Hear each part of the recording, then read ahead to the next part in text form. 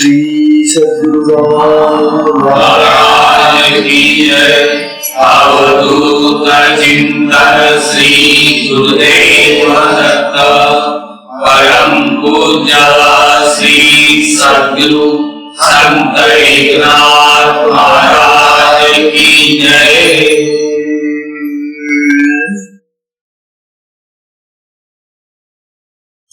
विशेष आलेला आहे भगवान श्रीकृष्णांनी हा जो अवतार धारण केलेला आहे तो या पृथ्वीवरच दुष्ट लोकांचं जे वर्चस्व आहे जो भार पडलेला आहे पृथ्वीवर तो नाशात आहे. कारण असा दुष्टांचा भार नाशा केल्याशिवाय जे सज्जन आणि संत लोक आहेत त्यांचं जीवन सुखी होणार नाही, समाधानी राहणार नाही, शांत राहणार नाही. म्हणून त्यांना हा दुष्टाचा संहार करायचा आहे. आणि एवढ्यासाठी कौरव आणि पांडव यांच्यामध्ये त्यांनी कलह निर्माण करून त्यांच्यामध्ये युद्ध लावलेलं आहे. बघा कालकडे सांगतो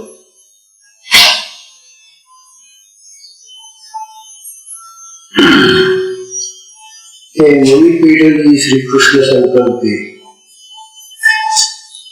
धडाडली ब्रह्मशापे ते सजन विरोध रूपे काळाग्नि कोपे नाशिल ऐसे यादव को निर्दलन करुणियाश्रये श्रीकृष्ण निरसनी निज धामागमन स्वलीला करो आपण इच्छी. भगवान श्रीकृष्ण आपल्या यादव कुळाचं सुद्धा अशाच तऱ्हेने निर्धारण करून आपल्याला मग कुठल्याही प्रकारची चिंता राहणार नाही अशा परिस्थितीमध्ये आपल्याला निजीगमन करत आहे. तेव्हा यादव कुलाचाही ते संवाद करीत आहे. बघा याकडे आपले कुळ नासू आदरले तत्काळ हाच विचारू आढळ केला समूळ कुलक्षयार्थ. तेव्हा त्यांनी हा विचार दृढ धरलेला आहे मनामध्ये की आपल्या कुळाचा यादव कुळाचाही संवाद आपल्याला करायचा आहे. हेच कार्य होय कैसे. आता या यादव कुळाचा संवाद करायचा म्हणजे कसा करावा. हेच कार्य होय कैसे ते विचारिजे जगदीशे ब्रह्मशापाचे निसे मग स्वधामा भगवान यादव कुळाचा संवाद आपल्याला करता येईल. या लोकांना ब्रह्मशाप मिळाला पाहिजे. ब्रह्मशाप ज्याला मिळतो त्या शापाने ते त्या जगतीला जाऊन बोलतात. आता या यादव कुळातल्या लोकांना ब्रह्मशाप कसा मिळेल त्याचा ते विचार करून राहिले. लीला विग्रही सुंदर पूर्ण गुणकर्म क्रिया अति पावन जगदुद्धारी श्रीकृष्ण ब्रह्म परिपूर्ण पूर्ण अवतार. भगवान श्रीकृष्णाचा अवतार पूर्ण अवतार आहे. त्यांचं शरीर अतिशय सुंदर. इतरांची जी यादव कुळामधल्या लोकांची जी शरीर होती ती आपल्यासारखी होती. पण भगवान श्रीकृष्णच असे होते की ज्यांचं शरीर नील वर्णाचं होतं. निळ्या वर्णाचा कोणी मनुष्य जगत दिसत नाही आपल्याला. काळे दिसतील, गोरे दिसतील, पिवळे दिसतील, तांबडे दिसतील, बाकी सगळे कलर आहेत. पण निळा वर्ण कातडीचा निळा दिसत. तेव्हा भगवंताचा रंग निळा होता, नीलवर्ण होते. आणि नीलवर्ण हा ब्रह्म स्वरूपाचं दर्शन घडवणारा आहे. लीला विग्रही सुंदर गुण कर्म आणि क्रिया अति पावन, त्यांची गुण सुंदर आहे, त्यांची कर्म पवित्र आहे आणि त्यांच्या सगळ्याच क्रिया अति पवित्र पावन आहे. जगदुद्धारी श्रीकृष्ण आणि या जगाचा उद्धार करायचा ब्रह्म परिपूर्ण गुणावतार आणि असे हे पूर्ण ब्रह्मस्वरूप भगवान श्रीकृष्ण पूर्ण अवतार आहे.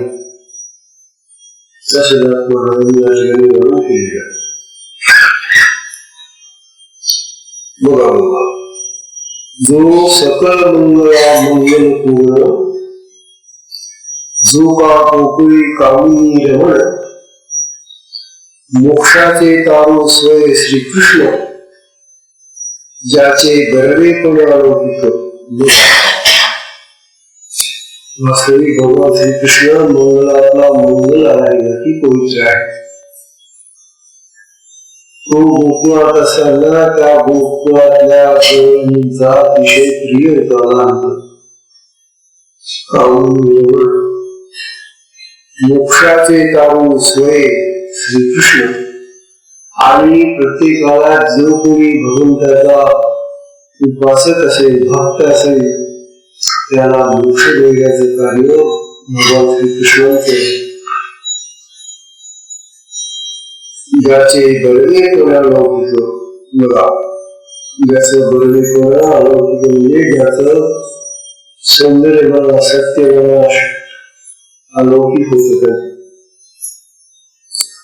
जो भक्त काम कल्प ध्रुव, बघा काय म्हटले त्याला, भक्त काम कल्प ध्रुव,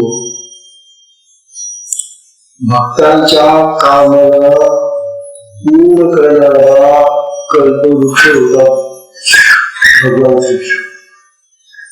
कल्पवृक्ष जे असतात ते जे त्या कल्पवृक्षाची प्रार्थना करी त्याच्या प्रार्थनेप्रमाणे त्याला फळ देतात.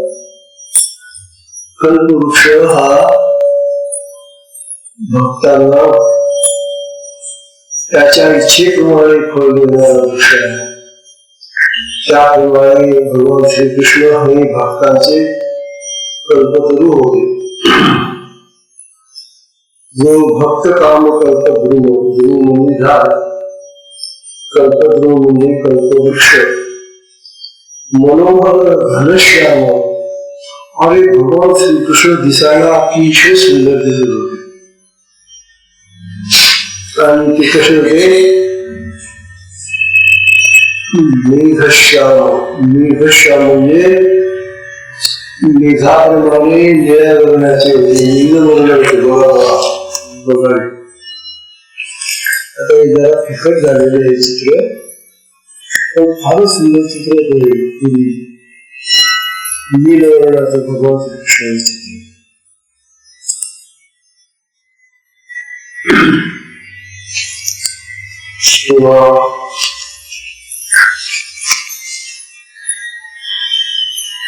मनोहर घनश्याम, ज्याचे त्रिलोकी दाटुरे नाम, तिन्ही लोकांमध्ये भगवंताचं नाव गुणगुणलं होतं. पृथ्वी, स्वर्ग आणि पाताळ तिन्ही लोकांमध्ये त्याचं नाव होतं. स्वयं पुरुषोत्तम शोभत, स्वतः ते पुरुषोत्तम, पुरुषांमध्ये उत्तम पुरुष म्हणून शोधत होते. श्रीकृष्णाची या सौंदर्यापुढे लक्ष्मी भरून निघाली वेडे. त्या भगवंताच्या सौंदर्यापुढे भगवती सुद्धा लक्ष्मी वेडी झाली. त्या सौंदर्याने लक्ष्मी भरून झाली वेडे, मदन पोटाळे बापुडे, ते तर कोणी करे इंद्रचंद्र.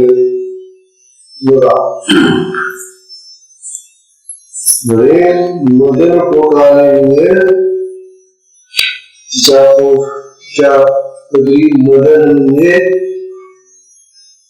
कामशास्त्रातला मदन आहे. तो मदन त्या कोटी जन्माला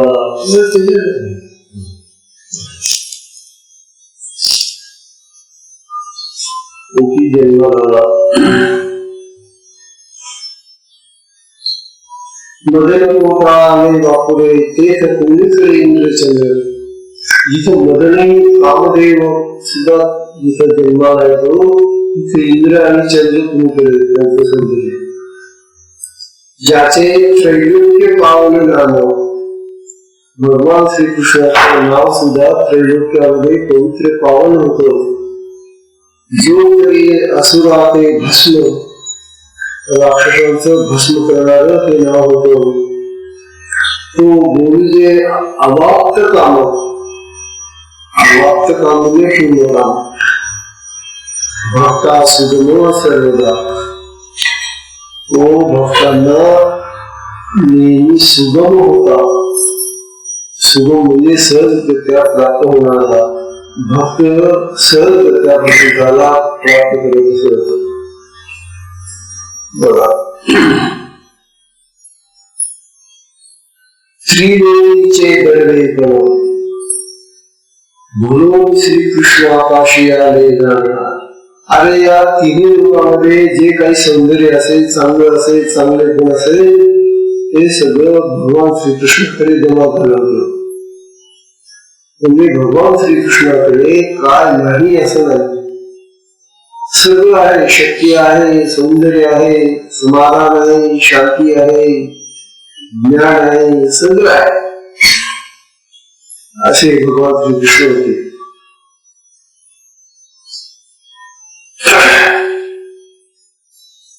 श्रीलोकीचे दरवेपण म्हणून कृष्णापाशी आले जाण.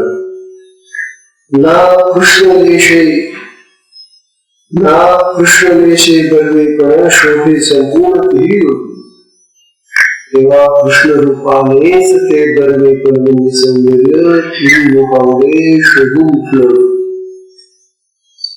जो सकल सौंदर्याचा शोभा. सकल सौंदर्य म्हणजे काय? जितक्या प्रकारचं सौंदर्य तुम्ही मानाल, सौंदर्य अनेक प्रकाराने खुलतं. रंग, वर्ण, आकृती, नाना प्रकारांनी सौंदर्याची प्रगती होते. तेव्हा सगळ्या प्रकारचं सौंदर्य भगवान श्रीकृष्णामध्ये एकरूप झालं होतं. जो सकल सौंदर्याची शोभा, जो लावण्याचा अतिबालहा. अतिबालहा म्हणजे रास होता, रास ढीग होता, ढीग. लावण्याचा ढीग म्हणजे सौंदर्याचा ढीग होता श्रीकृष्ण. जयाच्या अंग संग प्रभा आणि शोभा जनाशी. त्याच्या अंग संगतीने लोकांना शोभा आणली. त्याने भगवान श्रीकृष्णाचे खेळजर होते की बालपणापासून ते मिसळत होते. बघा त्या गोकुळामध्ये असताना सुद्धा त्या गोकुळातल्या गुराख्यांच्या बरोबर ते खेळत होते. त्यांच्यामध्ये राहत असत, त्यांच्याबरोबर जेवत असत, त्यांच्याबरोबर मैत्री करत. अशी त्याची मिसळण्याची पद्धत सगळ्या जगामध्ये होती.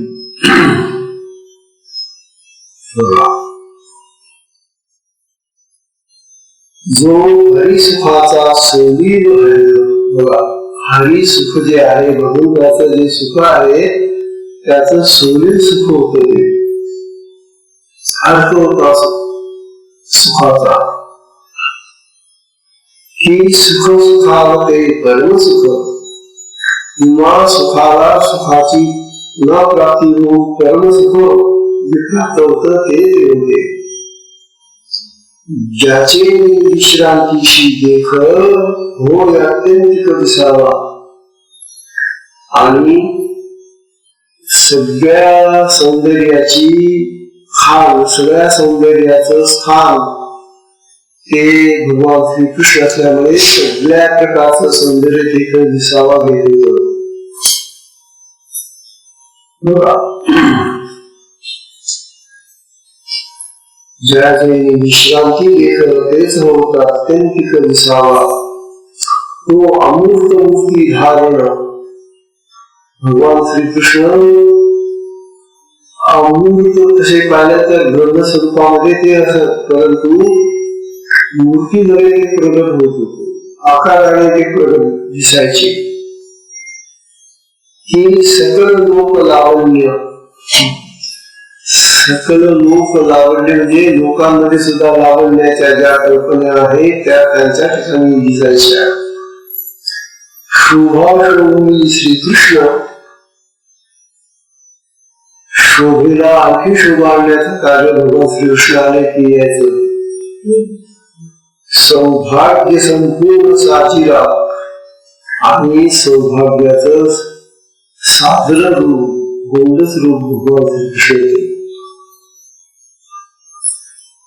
घट शिजले की विघुरले, घट शिजले की विघुरले, तरी घटपणालाही मुकले. अहो तूप जे असतं ना, तूप शिजलं काय आणि पातळ झालं का विरघळलं काय, तूप ते तूपच राहतं ना, तुपामध्ये काही तसा फरक पडत नाही. घट शिजले की विरघळले, तरी घटपणालाही मुकले. हे अमूर्त मुक्ती मुसावले, तरी ते संचले ब्रह्म. तेव्हा भगवान श्रीकृष्ण लौकिक दृष्टीने या जगात मुक्तीच्या आकाराने जरी दिसले तरी त्यांचं पूर्ण महत्व स्वरूप जे आहे ते तसंच राहील. तेव्हा पाच उपमा घेऊन महाराजांचं वर्णन करतात. हे ब्रह्मस्वरूपच होते.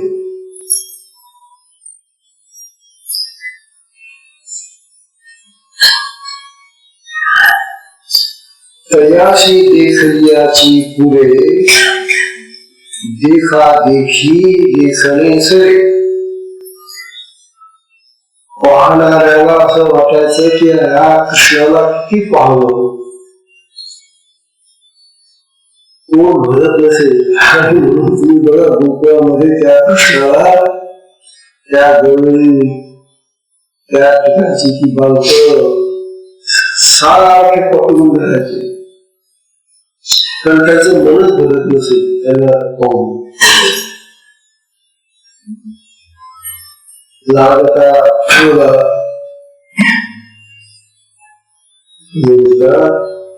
तयाशी देखलिया पुरे, देखो देखी देखणेची सरे. पहाडे पाहते विषयी माघारे, लागून वसरे सलज्जे. हे जे पाहणं आहे आमचं ते लौकिक दृष्टीनं भगवंताला पाहता येत नसेल. ही लौकिक दृष्टी लागली असं ते म्हणतात. भगवंताला जर पाहायचं असेल तर तुम्ही त्या ब्रह्मस्वरूपाच्या दृष्टीनं किंवा भक्ताच्या दृष्टीनं किंवा ज्ञानाच्या दृष्टीनं पाहतायला, तेव्हा ते तुम्हाला अतिशय मनोरंजक वाटेल.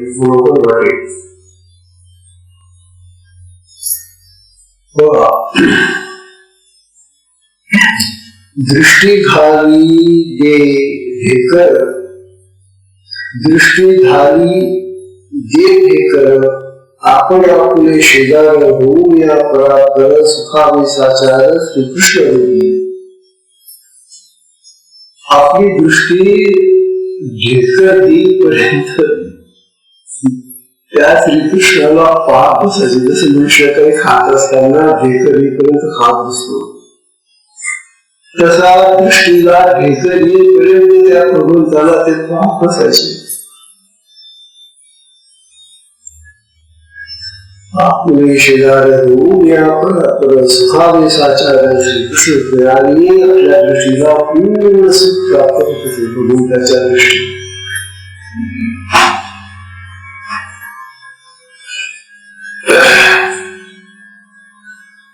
श्रीकृष्णाची चाखिल्या गोडी अशा या भगवान श्रीकृष्णाची गोडी ज्याला चाखता आली घेता आली रसस्वादू रस असून आणि मग त्याला चाखताना आपली जी रसना आणि जिव्हा आहे ती रस सोडत नव्हती. जाळे चाखणेपणाची आवडी चाखते दगडी चाकू चाकता चाकता चाकता ही रसना वेगळी होऊन जात होती. तिला एक कळेल की किती चव झाली या कृष्णाची, किती मधुर आहे असे नवलतेची गोडपणा. त्या भगवंताच दृष्टीतलं पाहण्यातलं ते जे गोडपण आहे ते नवल होत, आश्चर्यकारक होत. अमृत अमृताची चव सुद्धा फिकी पडेल त्या ठिकाणी भगवंताचं ते दृष्टी सौंदर्य आपल्याला समाधान देत होतं. अमृते फिके केले जाण या परी रसना पण हरिरसी पूर्ण सुखावे. याप्रमाणे आपली जीवा त्या ठिकाणी पूर्ण रस घेतल्यानंतर सुखी होत असेल. लागता श्रीकृष्ण सुवावो बघा, भगवान श्रीकृष्णाचा सुवावो म्हणजे वारा. भगवंताचा वारा ज्याला लागला त्याच्याकडून येणारा वारा ज्याला स्पर्श केला, लागता श्रीकृष्ण वावो सुवावो अगवा संसाराची होय वावो. बघा, ज्याला भगवान श्रीकृष्णाचा हा वारा म्हणजे स्पर्श लाभला त्याचा संसार व्यर्थ व्हायचा. संसारातून तो परमार्थामध्ये जायचा म्हणजे संसार व्यर्थ वाटेल. अवघा संसाराची होय वावो सेविता श्रीकृष्ण सुगंध वावो घराशी पाहो आन नावडे. भगवान श्रीकृष्णाचा तो सुगंध आपल्याला मिळाला की अन्य सुगंध या नाकाला आवडतच नसेल. हा भगवंताचं सुख होत. बघा, घराशी पाहो आन नावडे वासू सुवासू सुमन ध्येय घ्राता आणि ध्यान कृष्ण मकरंदे गाणं विश्रामा संपूर्ण स्वयं. या जगामध्ये ही जी त्रिपुटी आहे सुवासाची, ही त्रिपुटी त्या भगवान श्रीकृष्णामध्ये बसलेली आहे. वास सुवास आणि सुमन ही त्रिपुटी आहे. ध्येय घ्राता आणि ध्यान वास घेण्याचं नाम ध्यान. कृष्ण मकरंदे गाणं, कृष्ण हे देवबा एक मकरंद आहे, फूल आहे, कमळ आहे, मकरंद आहे. विश्रामा संपूर्ण स्वयेती आणि म्हणून भगवान श्रीकृष्णाच्या त्या मकरंदाला वास घेण्यासाठी जे कोणी येतील ते त्या ठिकाणी विश्रांती पावतात. जयाचे अंग स्पर्शे या भगवंताच्या शरीराला स्पर्श ज्याने केला, देह देही देहपण नाश. म्हणजे ज्याने तुम्ही तुमच्या देहाला स्पर्श केला रे केला की आपला देह आपला देही भाव आणि देह पण नष्ट होईल.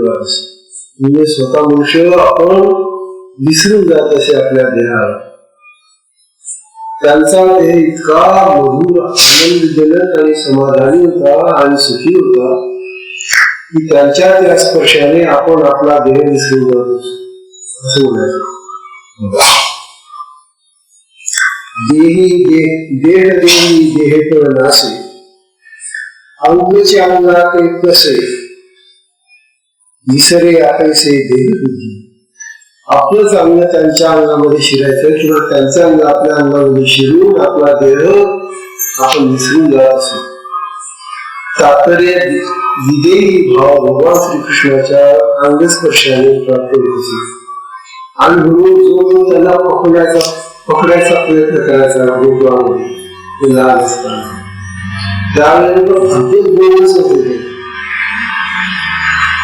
मोठेपणी सुंदर होतेच ते, पण जेव्हा ते गोकुळामध्ये लहान होते त्यावेळेला तर अतिशय सुंदर दिसायचे आणि म्हणून प्रत्येकाला असं वाटायचं की याला पकडायचं घालायचं पकडायचं त्याची कॉपी घ्यायची ठोकायचं त्याला असं सुंदर होत.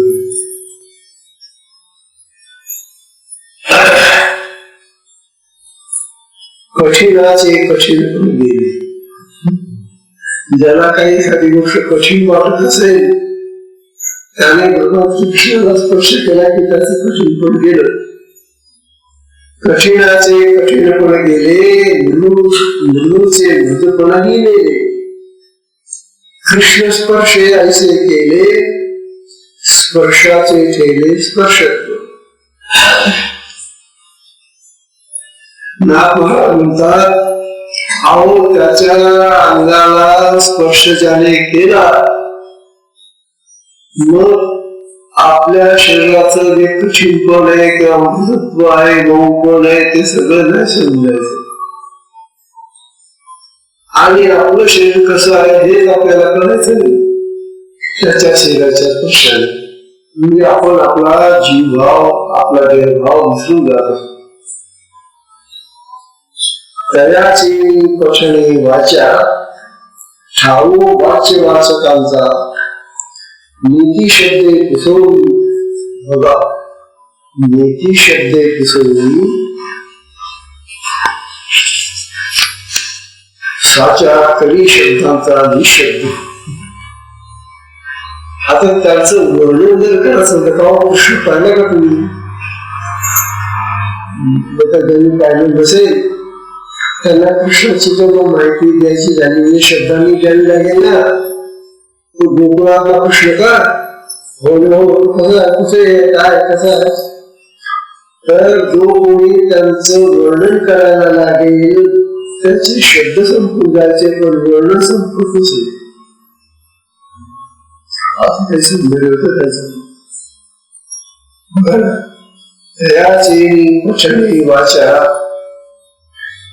ठाऊ वाच्य वाचकांचा नीती शब्दे किसून साचा करी शब्दांचा निशब्द. शब्दांना निशब्द करून टाकत असत पुढे त्यांच्या शब्दाचं वर्णन शब्दांनी त्यांच्या सौंदर्याचं वर्णन करता येत नसे. तात्पर्य असं की भगवान श्रीकृष्णाचं सौंदर्य इतकं काही अमोल होतं अमोक होतं की त्या सौंदर्याचं वर्णन शब्दांनी सुद्धा पूर्ण होत असेल. बोलण्याची ठेल अहो बोलता बोलता बोलणं संपून जात असेल. बोलण्याची ठेले बोलणं संपलं बोलते गेलो काय झाले. आता हा बोलणारा जो बोलून राहिलाय तो त्याला विसरून जायचा की मी आता काय बोलून राहिलो हेच त्याला कळेना. कृष्ण शब्द ऐसे केले वाचाने नेले वाचित. भगवान श्रीकृष्णाच्या वर्णनाने आमची वाचा निशब्द होऊन जायची वाचा आमची बंद होऊन जायची परंतु त्यांचं वर्णन आम्हाला परिपूर्ण करता येत नसे. चित्त चिंतताची पाय चित्तपणा विसरून जाणे मग निमित्तपणे पाहे कृष्णचरणी राणी मानत. नाथ महाराज म्हणतात आमचं चित्त त्यांच्या चिंतनामध्ये रमून जात असेल, त्यांच्या पायाजवळ जात असेल, चित्त मला विसरून जाईल आणि मग आमचं चित्ताचं जे स्वरूप आहे ते चित्ताचं स्वरूप सुद्धा आम्ही विसरून जात होतो.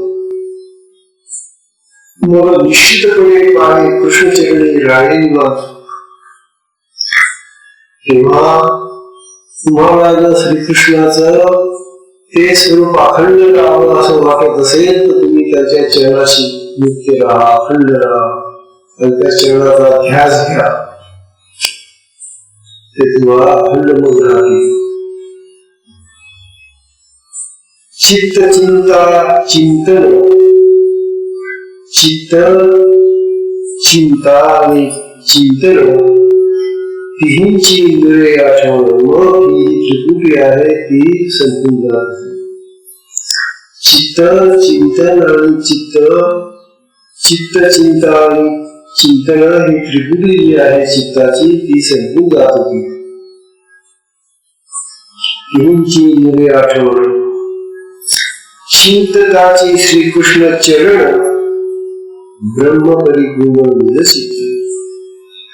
अहो भगवंताचं ते चिंतन करत आमचं चित्त ते चिंतन करता करता करता आम्ही परिपूर्ण अशा ब्रह्माच्या चिंतनामध्ये रमून जात होतो. ब्रह्म परिपूर्ण चित्त. नवलयाचा पदक्रम बघा, नवलयाचा पदक्रम पाहता पारुषे कर्मा कर्म मग कर्म करता क्रिया भ्रम तरी निर्भ्रम पदरे. भगवंताच्या चरणाचं हे जे सौंदर्य आहे आणि जे फल आहे त्याचं की त्यांच्या चित्ताचं महाराज म्हणतात त्यांच्या चित्ताचं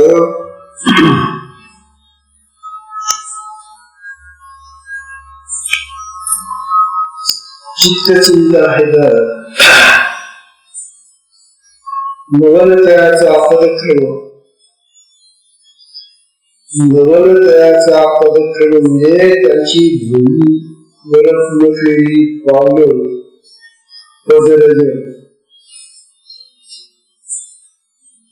काय आश्चर्य करत आहे. आणि ते चालत होते आणि जमिनीवर त्यांची पावलं उठल्याची ना त्या पावलांवर त्यांच्या पायाचे ठसे उठायचे, त्यांच्यावर त्या पावलांवर कोरलेल्या ज्या आकृत्या असायच्या त्या जमिनीवर दिसायच्या.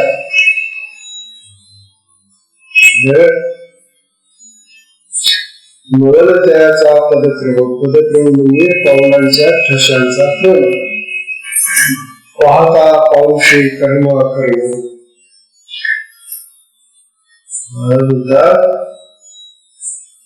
कर्म आणि अकर्म यांचा बंध तुटून जात असेल. ते चरण कमळ पदक्रम पाहता पाहता आमच्या क्रिया कर्म सगळे विसरून जात होतो.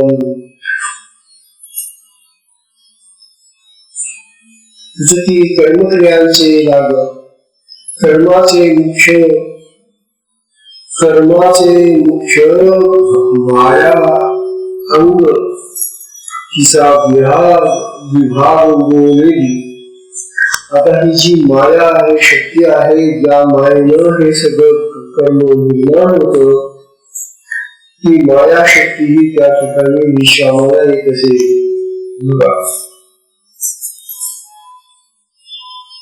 गाई मागील कृष्ण पावले पाहता कर्म करते निशी गेले. गाई चालायला जाताना गाईंच्या मागे भगवान श्रीकृष्ण जात होते. गाईंच्या मागे चालताना त्यांची पावलं जमिनीवर उठत होती. गाई मागील कृष्ण पावले पाहता कर्म करते निशी गेले. तर ते गाई चारायला जाणाऱ्या लोकांनी जर ते पावलं पाहिली तर त्यांना आता आपण काहीतरी काम करायला निघालो आहे, ज्ञान चालण्याचं हे विसरून जायचे, कर्ते पण विसरून जायचे, कर्म विसरून जायचे. पावलांच्या त्या पाहून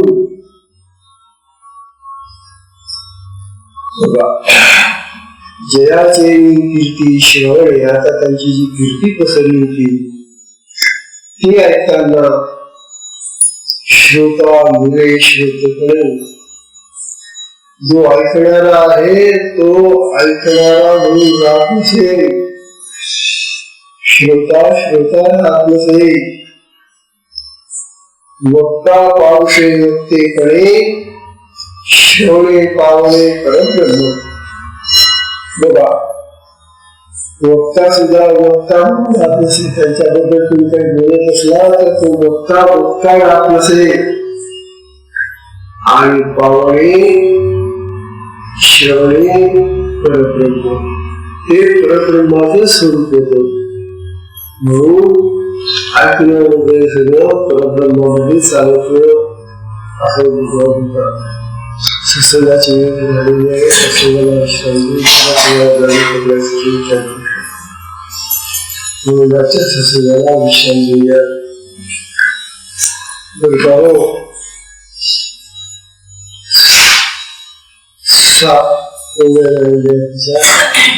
सातवी याद आपल्याला भगवान श्रीकृष्णाचं जे वर्णन आहे ते ऐकताना आपले कानही तृप्त होतात. आपल्या कानांना भगवान श्रीकृष्णाचं हे जे सगळं स्वरूप आहे ते परब्रह्माचं स्वरूप आहे. आणि नाथ महाराजांनी विविध पद्धतीने ते ब्रह्मस्वरूप आपल्या कानांना, डोळ्यांना, नाकाला, शरीराला दाखवून दिलेले आहे. नाथांचे भाव उपकार आहेत आपल्यावर. भगवान श्रीकृष्ण तर आता नाही, ती मूर्ती आता नाही, पण परब्रह्मस्वरूप तर राहणारच ना, ते कुठे जाणार आहे? ते परब्रह्मस्वरूप काय आहे? किंवा सत्संगाची वेळ संपली आहे, सत्संगाला विश्राम देऊया. हरी